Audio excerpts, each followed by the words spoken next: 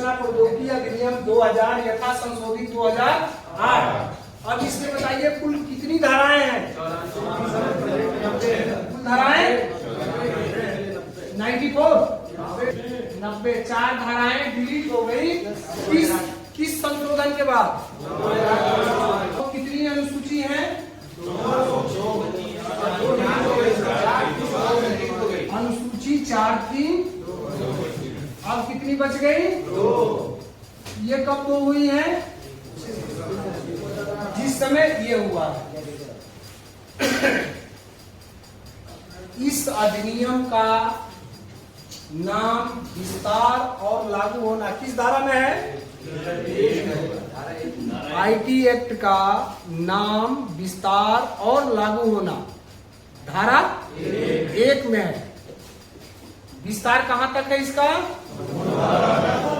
संपूर्ण भारत में, ठीक है। और भारत से बाहर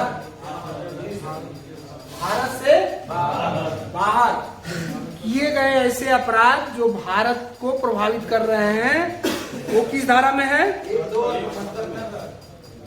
किस धारा में? 1, 2 और, ठीक है। धारा 1 में कितनी उपधाराएं हैं? धारा 1 में कितनी उपधाराएं हैं? 1 से लेके 5 तक। और धारा 1 की उपधारा 2 का संबंध 75 से। क्लियर हो गया? अध्याय कितने हैं? 13। तो आपको आईटी एक्ट में ध्यान रखना है कि अध्याय कितनी है? 13। धारा आपका 94/90 याद रख लीजिए। अनुसूची 4/2 याद रख लीजिए। दूसरी चीज, अगर इसमें आपसे पूछता है कि किस अध्याय में अपराधों का वर्णन किया गया है, आईटी एक्ट के किस अध्याय में अपराध का वर्णन किया गया है?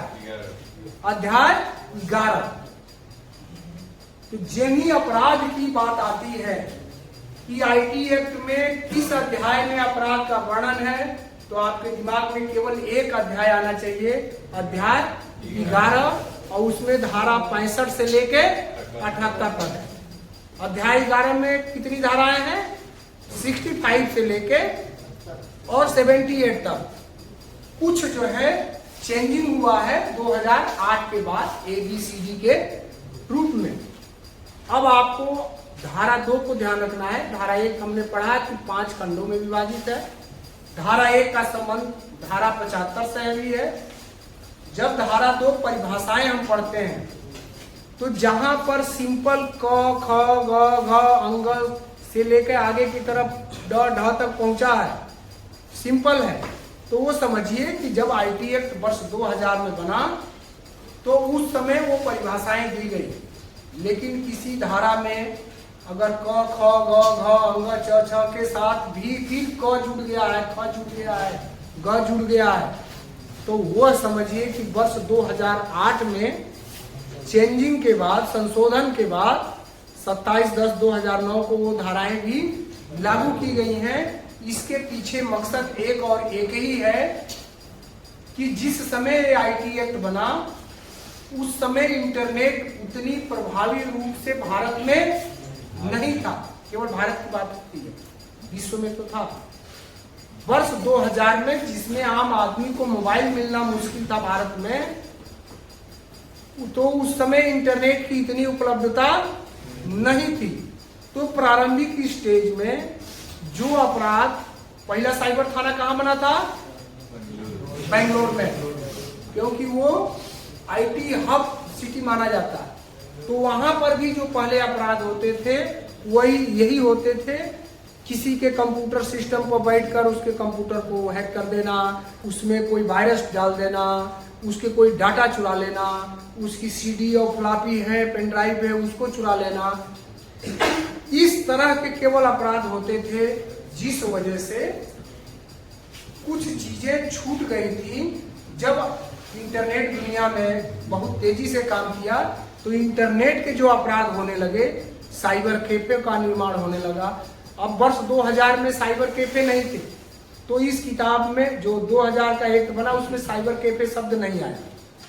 ये आया है साइबर सुरक्षा, ये 2 में आया है। इसका मतलब ये भी साइबर सुरक्षा भी वर्ष 2008 में संशोधन के बाद ही जोड़ा गया है, मूल आईटी एक्ट में नहीं था। इलेक्ट्रॉनिक चिन्ह, ये भी 9 ब्रैकेट में क, यानी कि 2 9 क में इसकी परिभाषा दी गई है। इसका मतलब ये भी बात नहीं जोड़ा गया है। साइबर कैफे 2 NA यानी 2 ढ, संचार युक्ति 2 NA।